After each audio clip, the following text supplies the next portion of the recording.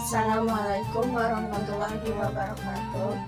Kami dari kelompok 7 akan mempresentasikan mengenai jejak dan langkah Syekh Abdul Rauf bin Ali As-Sijili.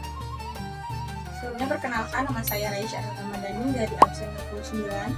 Saya Amira Surana Gunawan dari absen 2. Yang pertama adalah riwayat hidupnya.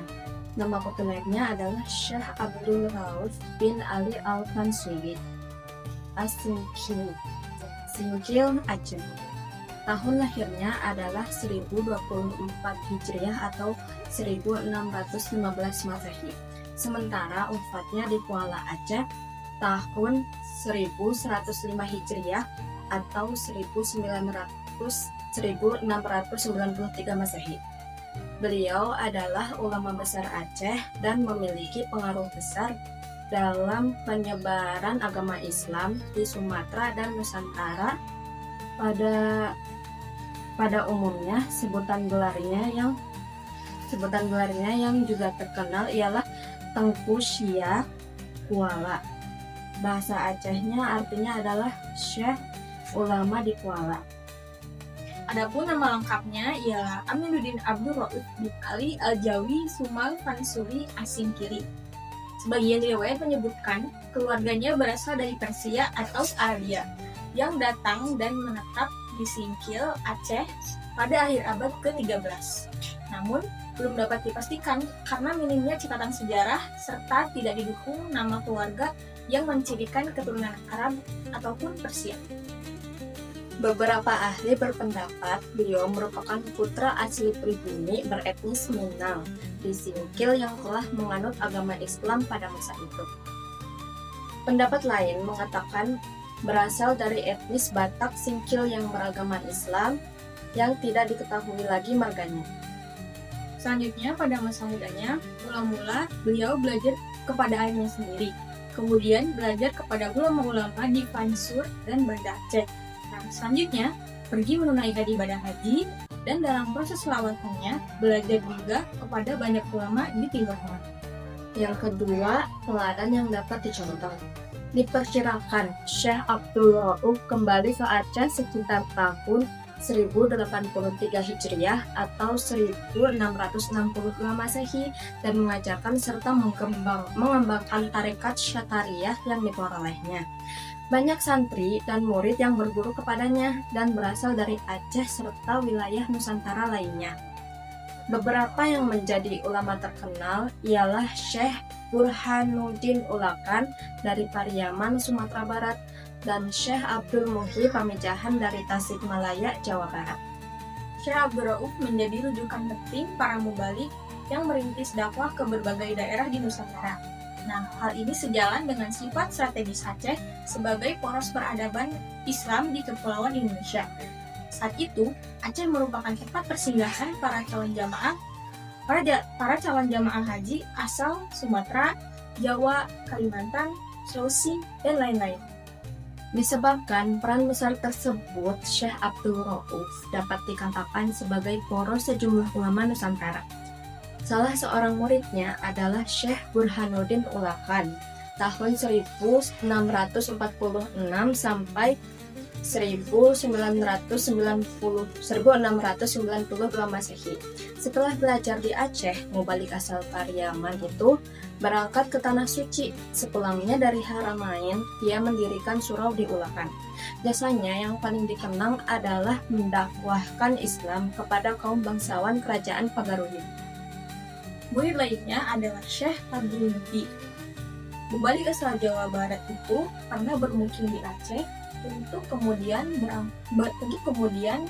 berangkat ke Tanah Suci untuk mendalami ilmu-ilmu agama.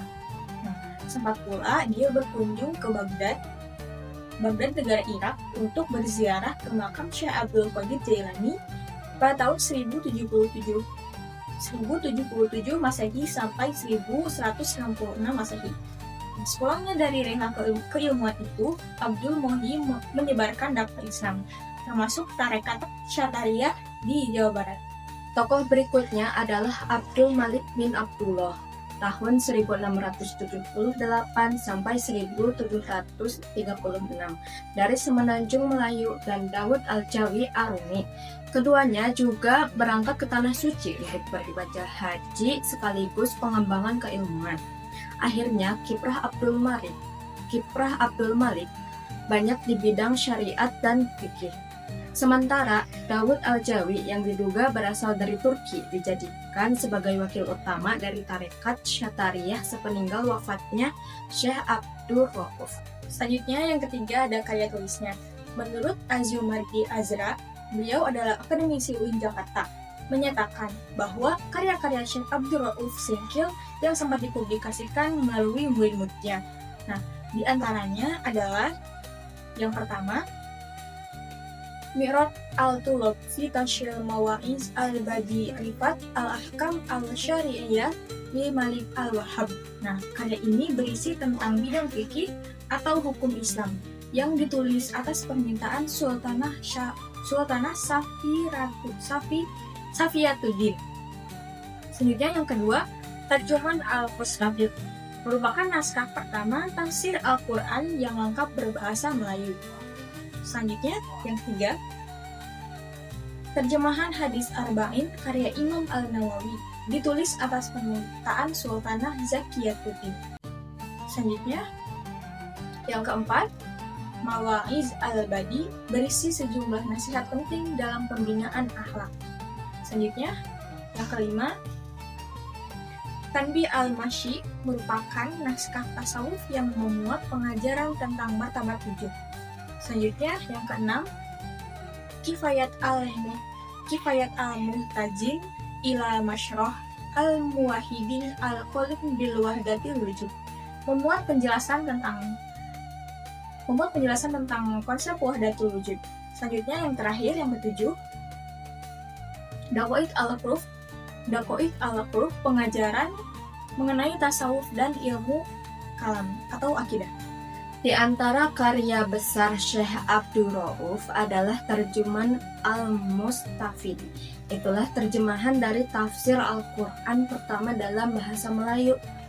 Kitab tersebut banyak mempengaruhi karya Abdullah bin Umar bin Muhammad Syairazi Al-Baidawi tahun 1286 Hijriah, yakni Tafsir Anwar Al-Tanzil wa Asrar Al-Ta'wil yang dalam bahasa Arab dan memang sudah legendaris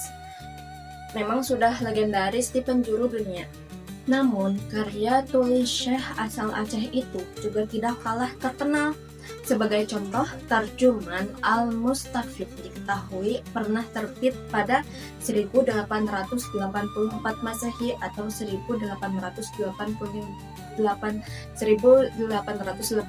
Masehi dalam edisi 2 jilid di Istanbul, Turki.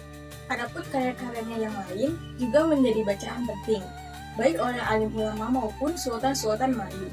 Nah, di samping itu, Mubalik kelahiran Singkil ini juga kerap memanfaatkan sastra sebagai medium penyebaran gagasan sufistik.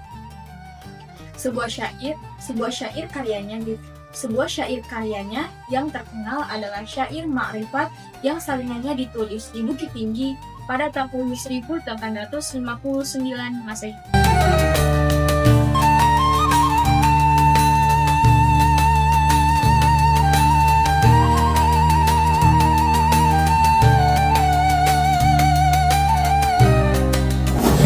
Sekian dari kami, Kelompok 7. Terima kasih. Wassalamualaikum warahmatullahi wabarakatuh.